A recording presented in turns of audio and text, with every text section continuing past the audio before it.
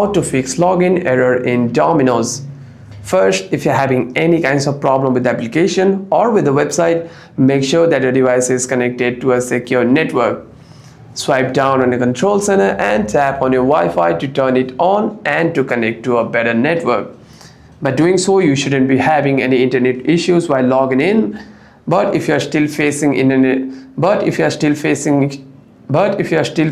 issues while logging in, you can simply swipe up and navigate yourself to the application. The app we're looking for, simply tap and hold on to it and click on App Info. Tap on Storage and Cache and click on Clear Cache. Click on Clear Storage and click on Delete Files. And the next time you open the application, you shouldn't be facing any. You shouldn't be facing any issues while logging in. However, if there's any other kinds of problem with the application, you can simply restart your device once and open the app again.